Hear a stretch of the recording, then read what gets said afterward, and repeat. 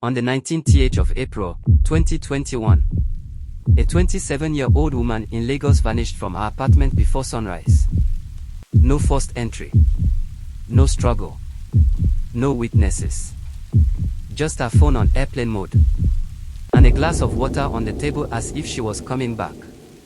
But the part that haunts everyone is what her neighbor said. Her boyfriend loved her too much. Not normally. Not sweetly. Not romantically. His love was consuming. Overwhelming. Territorial. And when investigators dug deeper into their relationship, they realized that love itself might have been the very thing that made her disappear. Title: He loved her too much. And that's exactly what made her disappear. Her name was Amarochi Nonko, a rising fashion designer from Surale with a smile that made people soften instantly. She created bold Ankara jackets, soft chiffon dresses, and designs she hoped would one day walk runways. She was gentle, thoughtful, the kind of woman who apologized even when it didn't make sense. Her dream: to open a boutique in Lekki before she turned 30. Her life was moving beautifully. Until she met him. His name was Chikobina, 31, a software engineer from Yoba. Quiet. Calm. Always composed. They met during a tech and creatives meetup at a cafe in Onairo. Instant chemistry. Instant connection. At first, everyone said he was the perfect boyfriend. Flowers. Late night calls. Constant compliments. Surprise visits. But slowly, the surprises became routines. Then expectations. Then requirements.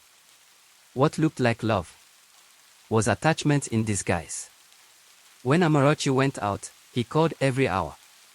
When she got home, he asked for photo proof that she was safe. When she posted online, he wanted to approve the caption. To her friends, it looked romantic.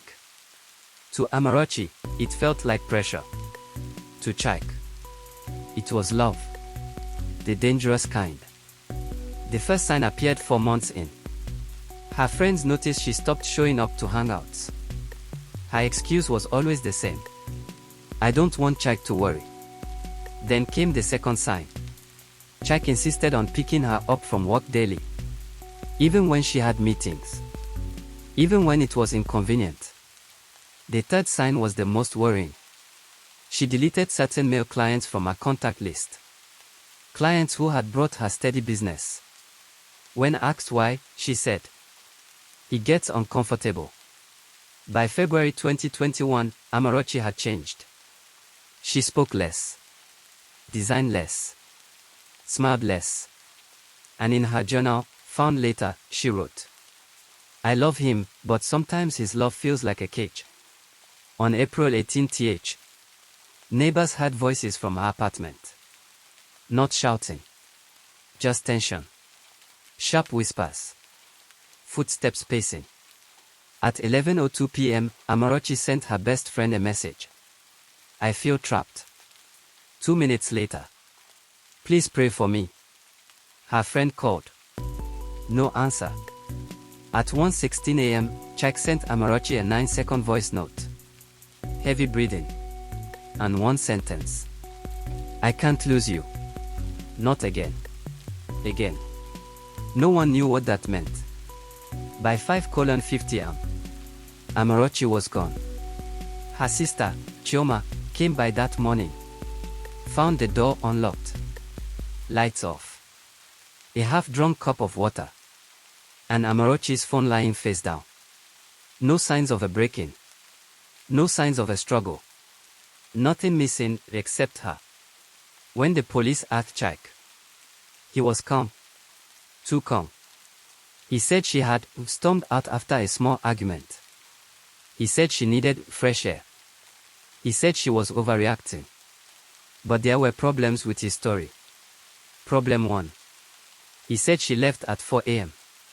But her sandals were still neatly by the door. Problem 2. Her phone was on airplane mode, not something she ever did. Problem 3. A neighbor saw Chike leaving the compound at 3:12 a.m. Car trunk slightly open. Driving slowly. Why was he out at 3 a.m.? He couldn't give a clear answer.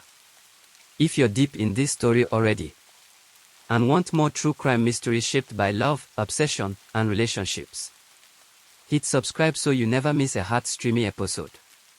Now, back to Amarachi. A behavioral psychologist reviewed their messages. Her conclusion. Chike showed signs of obsessive preoccupied attachment. Traits include heavy checkmark constant monitoring, heavy checkmark fear of abandonment, heavy checkmark controlling closeness, heavy checkmark jealousy disguised as love, heavy checkmark emotional intensity, heavy checkmark isolation of partner. Amarachi, on the other hand, showed a funny response. The trauma-driven habit of pleasing someone to avoid conflict.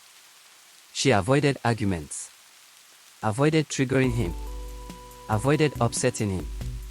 And according to the psychologist, when a fawning partner tries to leave an obsessive one, the risk of harm increases significantly. And Amarachi had typed the words, "I feel trapped." 2 weeks after she vanished, a fisherman in Ape found a school bag floating by the water. Inside it were her ID card, her sketchbook, and a necklace Chike gave her. But the strangest part, the necklace clasp was broken, snapped, as if someone pulled it off. Tracing the shoreline, officers found faint footprints, drag marks, and tire impressions matching Chike's Toyota Corolla. When confronted, Chike broke down.